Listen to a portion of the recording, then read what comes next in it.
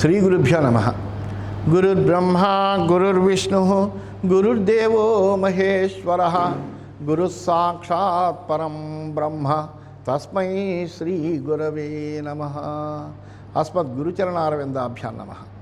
నిన్నటి మన మహాభారత ప్రస్థానంలో ఆ కీచకుడి చేత అవమానింపబడినటువంటి ద్రౌపది అనేకములైనటువంటి మాటలు మాట్లాడి ధర్మరాజు చేత కూడా చెప్పబడినటువంటిది తిరిగి సుధేష్ణ అంతఃపురానికి తిరిగి బాధపడుతూ వెళ్ళింది.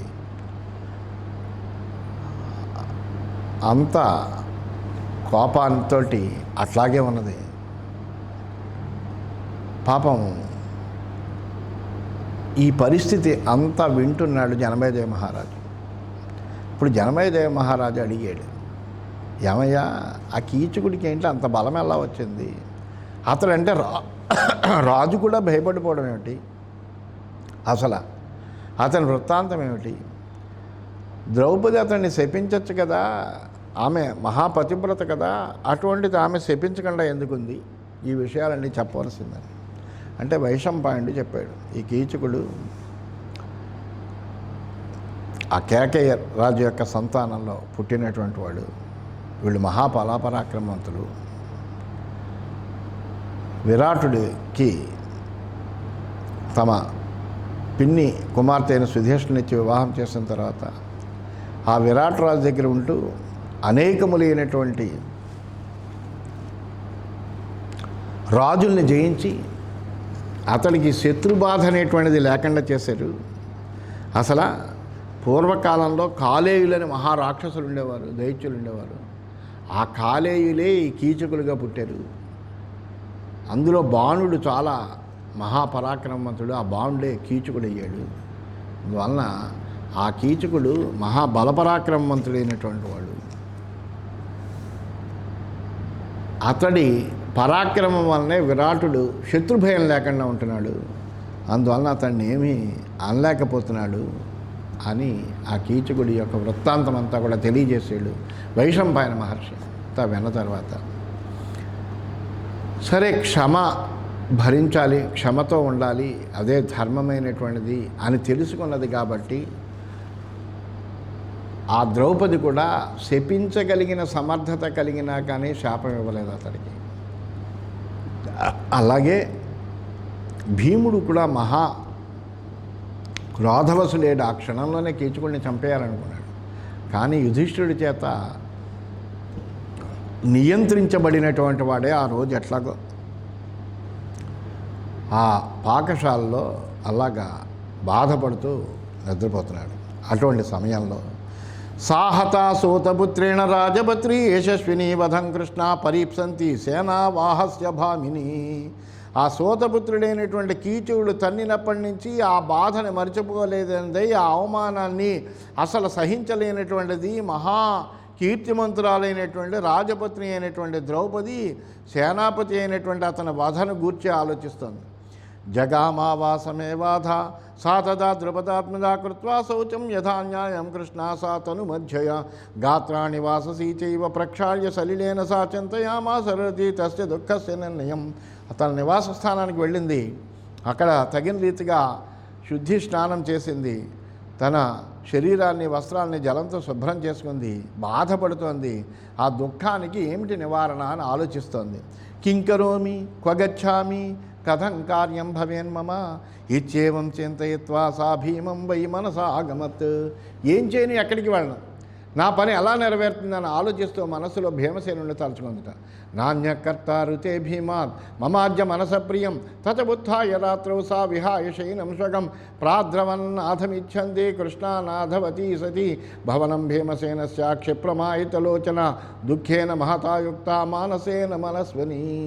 అప్పుడు ఆలోచించింది, భీమసేనుడు తప్ప వీళ్ళెవ్వరూ కూడా, మిగిలినటువంటి వాళ్ళు ఎవ్వరూ నా మనసుకి హితాన్ని కలిగించలేరు అని నిశ్చయం చేసుకుంది. వెంటనే ఆమె రాత్రి తన సైన్యం నుంచి లేచింది. తన నాథుడు రక్షకుడు అయినటువంటి భీమసేనుడి భవనానికి వెళ్ళింది. ఆ ద్రౌపది గొప్ప మానసికమైనటువంటి దుఃఖంతో పీడింపబడుతూ ఆమె ఆ రాత్రి సమయంలో భీముడి దగ్గరికి వెళ్ళిందట. వెళ్ళి తస్మిన్ జీవతి పాపిష్టే సేనావాహే మమ ద్విషి తత్కర్మ కృతవానజ్జ కథం నిద్ర నిషేవసే. అక్కడికి వెళ్తూనే సైలెంత్రండి. ఓ ఆర్యపుత్ర, నా శత్రువు మహాపాపి అయిన సేనాపతి నా పట్ల అంత అవమానకరంగా ప్రవర్తించినా వాడు బ్రతికి ఉండగా నీకు నిద్ర ఎలా పడుతుందయ్యా అని అడిగిందిట. అలా అంటూ ఆమె భవనంలోకి ప్రవేశించింది. ఏ ముక్తాథతాంశాలాం ప్రవివేశ మనస్విని యస్యాం భీమస్తథాశేతే మృగరాజీవ శ్వసన్. అలా అంటూనే ద్రౌపది భవనంలో ప్రవేశించింది. అక్కడ సింహంలాగా ఉచ్ఛ్వాస నిశ్వాసాలు తీస్తూ భీముడు నిద్రిస్తూ ఉన్నాడు. తస్యారూపేణ శాశాల భీమస్య చ మహాత్మనః సమ్మూర్ఛితేవ కౌరవ్యా ప్రజజ్వాల చ తేజసా సా వై మహాన సంప్రాప్య భీమసేనం శుచిస్మిత సర్వశ్వేతేవ మాహేయి వనే జాత త్రిహాయిని ఉపాతిష్టత పాంచాలి వాసితేన నరషభం. ఆ ద్రౌపది యొక్క దివ్యమైనటువంటి రూపం చేత మహాత్ముడైనటువంటి భీముని యొక్క పాకశాల గొప్ప శోభను పొందిందట. మంచి తేజస్సుతో ప్రకాశం చెందట. పవిత్రమైనటువంటి చిరునవ్వు కలిగినటువంటి ద్రౌపది పాకశాలలో ప్రవేశించి నీటి నుండి పుట్టినటువంటిది, అప్పుడే జలముల నుండి పుట్టి శరీరం అంతా తెల్లదనం కలిగినటువంటి 3 ఏళ్ల గోవులాగా, మాహేయి ఒక గోవులాగా ఆమె ఏం చేసిందంటే ఆ భీమసేనుడి దగ్గరికి వెళ్ళిందట. అంటే ఈ భీముడు ఎటువంటి వాడు అంటే వృషభుడు. అంటే ఏంటి, ఒక వృషభం లాంటి వాడు ఇతడు, మంచి మూపురం కలిగిన వాడు. ఈమె మాహేయి, అందువలన అట్లాగా పోలికి చెప్పారు. అటువంటిదై అలా వెళ్ళింది ఆమె. సాలతేవ, ఇక్కడ చాలా గొప్ప గొప్ప ఉపమానాలన్నీ వేశాడు. ఎందుకంటే ఆయనేమో నరషభం అన్నాడు, ఈమెను మాహేయి అన్నాడు. మాహేయి అంటే గోవు, ఇక్కడ నరషభం అంటే వృషభం లాంటి వాడు, అటువంటి వాడని. అలాగే త్రిహాయిణి అని అన్నాడు. త్రిహాయిణి అంటే త్రీణిహ ఆయనాని ఆగమనాన్ని యస్యాస్స అని మనం చెబుతాం. అంటే అప్పుడు 3 జన్మలు కలిగినటువంటిది అండి. ఎలాగా 3 జన్మలు కలిగినటువంటిది ద్రౌపది అంటే, కృతయుగే వేదవతి త్రేతాయాం జనకాత్మజ ద్వాపరే ద్రౌపదీ జాత తేన కృష్ణ త్రిహాయిని అని చెప్తారు.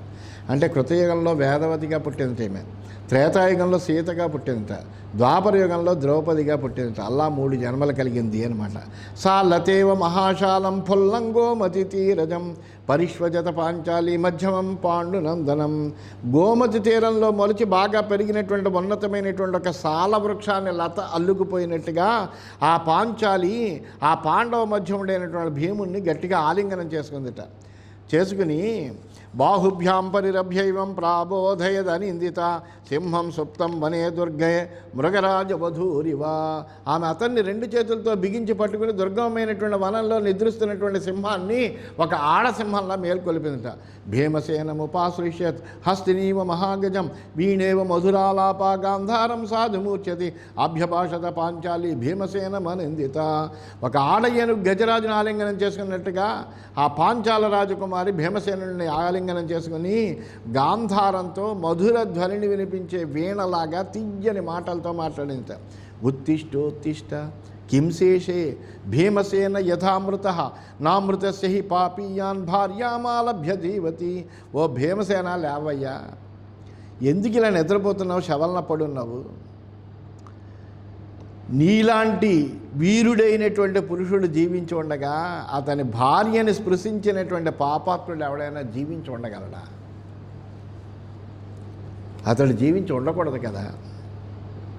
స సంప్రహాయ శయనం రాజపుత్ర ప్రవోపాతిష్టత మేఘా పర్యంకే సోపసంగ్రహేదాభ్రవీత్ రాజపుత్రీం కౌరవ్యో మహిషీం ప్రియాం కేనాస్యర్థేన సంప్రాప్త త్వరితేన మమాంతికం నతే ప్రకృతిమాన్ వర్ణ కృషా పాండుశ్చ లక్ష్యసే ఆచక్ష పరిశేషేణ సర్వం విద్యామహం యథా.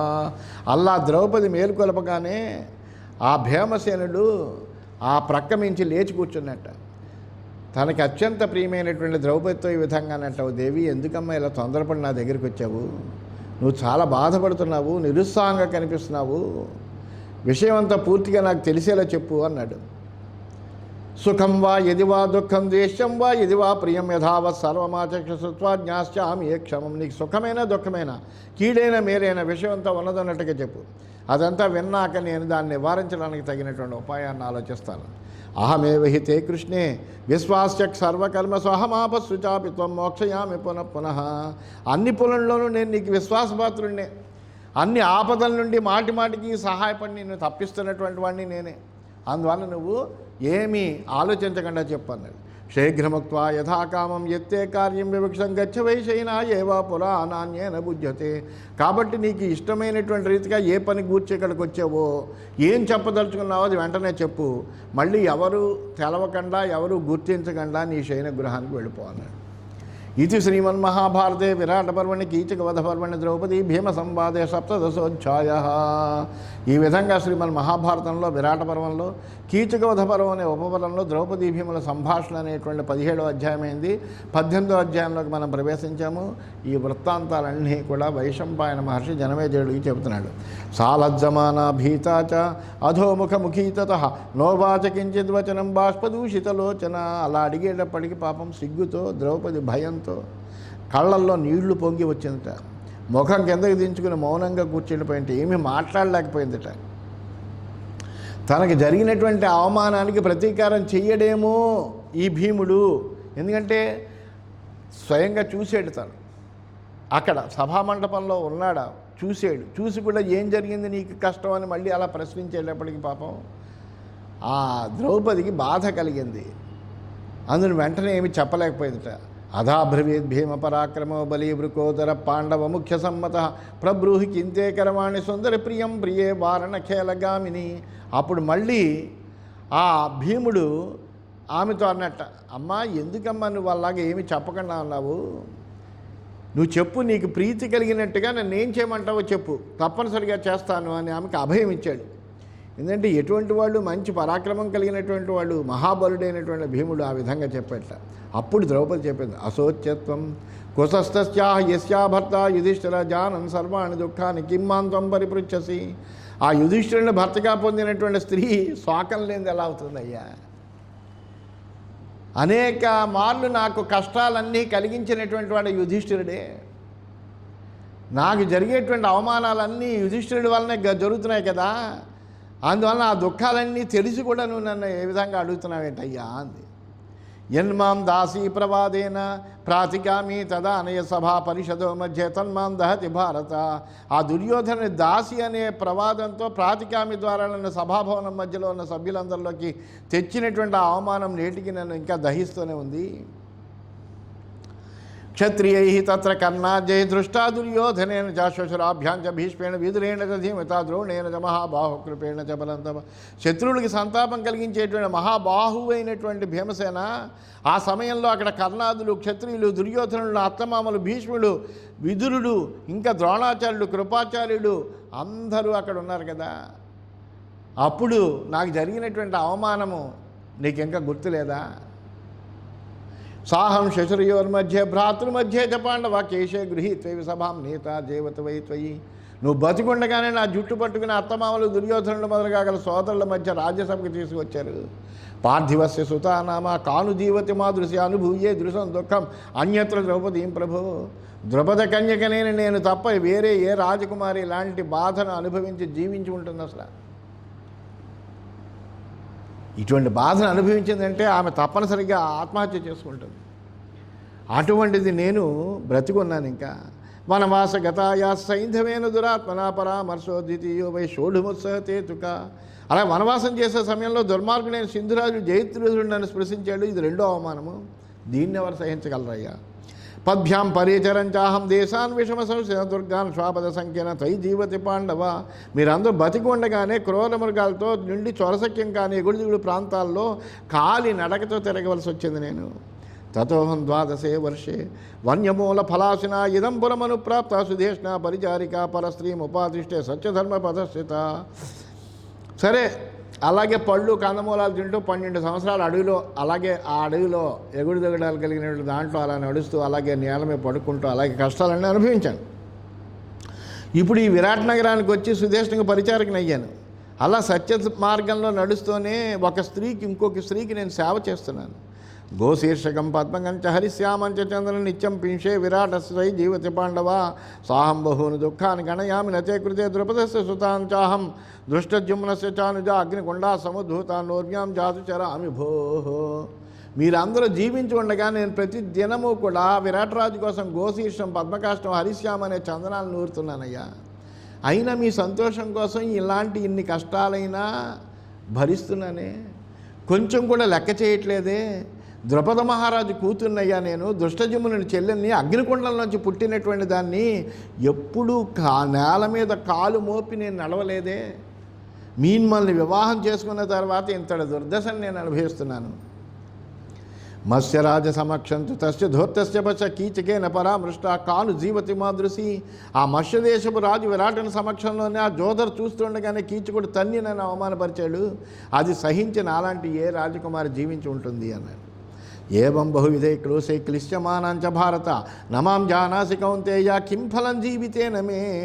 భరతవంశానికి ఆభరణమైనటువంటి ఒక కుంతినందన, ఇలాంటి ఎన్నో కష్టాలని నేను నిరంతరం భరిస్తూనే ఉన్నాను. నీకు తెలవదా ఇది? ఇంక నేను బతికి ఉండడం వల్ల కలిగే లాభం ఏమిటో నాకు అర్థం అవట్లేదు. ఇటువంటి అవమానాలు పొందడం కోసం నేను బతకాలా? యోయం రాజ్ఞో విరాటస్య కీచకో నామ భారత సేనాని పురుష వ్యాఘ్ర శాలపరమదుర్మధి సమాం సైరేంద్రవేషేణ వసంతీం రాజవేశ్వరి నిత్యమేవా దుష్టాత్మ భార్యా మమ భవేతి వై. విరాటరాజు దగ్గర సేనాపతిగా ఉన్న కీచకుడు అతనికి బావమరిదవుతాడు. అతని బుద్ధి చాలా దుష్టమైనది. రాజభవనంలో సైరేంద్ర వేషంలో నివసిస్తున్న నన్ను చూసి ఆ దుష్టుడు నాకు భార్య కమ్ము అన్నాడు. ప్రతిరోజు నన్ను వేధిస్తున్నాడు. తేనోపమంత్ర్యమాణాయ వదార్హేణ సపత్నహన్ కాళేనేవ ఫలం పక్వం హృదయం మే విదీర్యతే. మట్టు పెట్టదగినటువంటి ఆ పాపాత్ముడు చేసేటువంటి జుగుప్సాకరమైనటువంటి ప్రస్తావన విని విని నా మనసు సమయానికి పక్వమైనటువంటి పండులా బద్దలైపోతుందయ్యా నా హృదయం అంతా. విజానామి తవామర్షం బలం వీర్యం జపాండవతోహం పరిదేవామి జాగ్రత్తస్తే మహాబల. నేను నీ కోపాన్ని, బలాన్ని, పరాక్రమాన్ని తెలుసుకో, అందుకే నేను నీ దగ్గరికి వచ్చి ఏడుస్తున్నాను. యథా యోధపతిర్మత్త కుంజర షష్ఠిహాయనా భౌమో నిపతతం బిల్వం పద్భ్యాం ఆక్రమ్య పీడయేత్ తథైవ చ సరస్తస్య నిపాచ్య ధరణీతలే వామేవ పురుష వ్యాఘ్రామర్ధ పాదేన పాండవా. ఓ భీమసేన, 60 ఏళ్ల మదించినటువంటి గజయూధానికి నాయకుడైనటువంటి గజరాజు నేల మీద రాలిన మారేడు పండుని కాళ్లతో తొక్కి నుజ్జు నుజ్జు చేసినట్టుగా ఆ కీచకుణ్ణి నేల రాచి అతని శిరస్సుని ఎడమకాలతో మర్దించు. సచేదుజ్యంతమాదిత్యం ప్రాతరుద్ధాయ పశ్యతి కీచక శర్వరీం యుష్టాం నాహం జీవితమస్సహే. ఆ కీచకుడు కనుక ఈ రాత్రి గడిచాక ప్రాతకాలంలో లేచి ఉదయించే సూర్యుడిని చూశాడంటే నేను ఇంక జీవించి ఉండను. సూర్యోదయం అయ్యే లోపునే ఆ కీచకుడు చచ్చిపోవాలని. భ్రాతరంచ విగర్హస్య జ్యేష్టం దుర్జ్యోతదేవినం యస్యాస్మి కర్మణా ప్రాప్త దుఃఖమే తదనంతకం. దూషింపదగినటువంటి జ్యోత క్రీడలో తగులుకున్నటువంటి మీ పెద్దన్నను నిందించు. ఆయన చేసినటువంటి పనుల వలన కదా నేను ఎంత అమితమైనటువంటి దుఃఖంలో ఇలా కూరుకుపోతున్నాను. నేను కోహి రాజ్యం పరిత్యజ్య సర్వస్వంచాత్మనా సహా ప్రవ్రజ్యాయైవ దీవ్యేత వినా దుర్జ్యూత దేవినం. తనతో పాటుగా రాజ్యాన్ని పోగొట్టాడే, సర్వస్వాన్ని విడిచిపెట్టాడే, వనవాసానికి తీసుకొచ్చాడే, నియమం పెట్టుకున్న జోదమాలగా ఆడగలిగేటువంటి వాడు, ఆ జ్యోత క్రీడా వ్యసనం కలిగినటువంటి ఆ జోదరి కాక వేరేడు ఉంటాడయ్యా. ఇటువంటి పందాలతో ఆడేటువంటి వాడు. యది నిష్కసహస్రేణ యచ్చాన్యసారవర్ధనం సాయం ప్రాతరదే విష్యత్ అపి సంవత్సరాన్ బహున్ రుక్మం హిరణ్యం వాసాంసి యానం యుగ్యమజానికం అశ్వాశ్వతర సంఘాస్త నజాతు క్షేమావహ. అతడు ప్రతిరోజు సాయంకాలం పొద్దుట కూడా 1000 బంగారు నాణాలతో జోదమాడినా, లేదా ఇతరుల విలువైన ధనాలు అంటే బంగారం, వెండి, వస్త్రాలు, రథాలు, బళ్ళు, మేకలు, గొర్రెలు మొదలైనటువంటి పడంగా పెట్టాడినా మన రాజ్యవైభవం అన్నిటికీ క్షీణించేది కాదు. విచిత్రమైన పందాలతో ఆడాడు. సోయం జ్యోత ప్రవాదేన శ్రియ ప్రత్యవరో పిత తూష్ణి మాస్తే యథామూఢ స్వాని కర్మాణి చెంతేన్. జోదంలో అతనికి ఉన్న వ్యసనమే సింహాసనం నుండి అతన్ని కిందకి దింపింది. ఈనాడు అతడు తాను చేసిన పనులు తలుచుకుంటూ అజ్ఞాని వల్లే ఉలుకు పలుకు లేకుండా ఉన్నాడు. దశనాగ సహస్రాణి హయానాం హేమమాలినాం యం యాంతం అనుయాంతీహ సోయం జూతేన జీవతి. ఎక్కడికైనా బయలుదేరేటప్పుడు 10,000 ఏనుగులు, బంగారు గొలుసు వేల కొద్ది గుర్రాలు వెన్నంటి బయలుదేరేవే. అటువంటి మహారాజు ఇప్పుడు జోదంతో జీవితం గడుపుకుంటున్నాడు.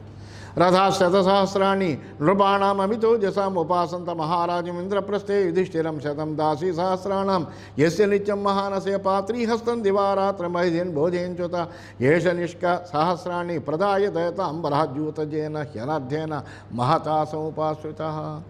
ఇంద్రప్రస్థంలో అతడు ఎక్కడానికి 1,00,000 రథాలు సిద్ధంగా ఉండేవి. ఎప్పుడు ఆ మహారాజు అయిన యుధిష్ఠిరుని సేవించడానికి వేల కొద్దీ పరాక్రమవంతులైనటువంటి రాజులు అలా ఎదురు చూస్తూ ఉండేవారు.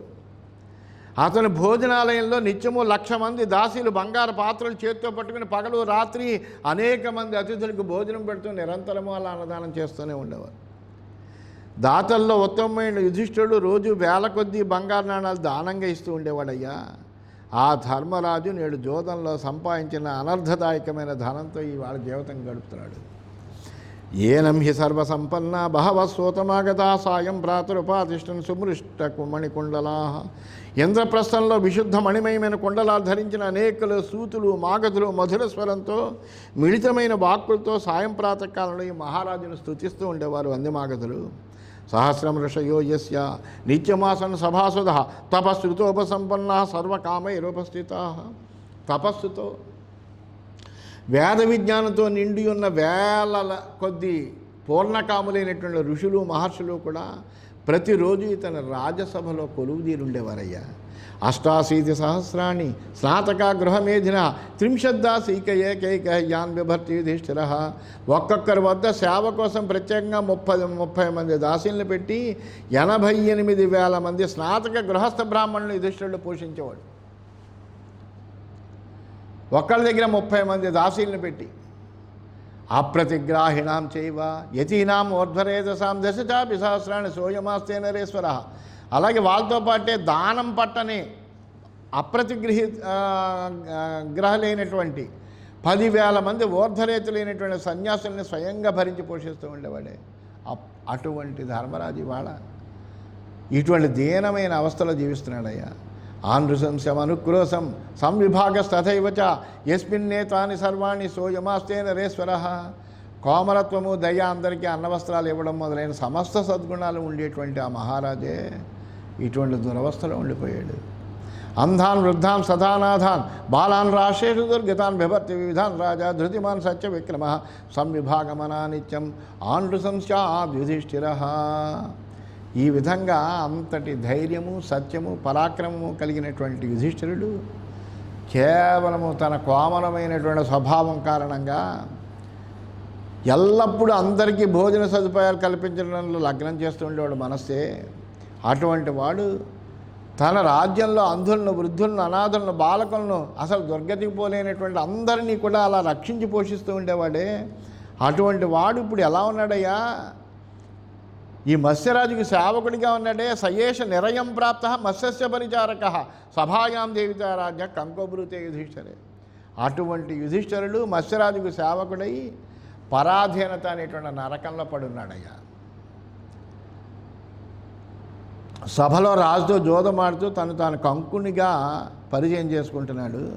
అంత ఘోరమైనటువంటి పరిస్థితుల్లో ఉన్నాడే ఇతడు. ఇంతకంట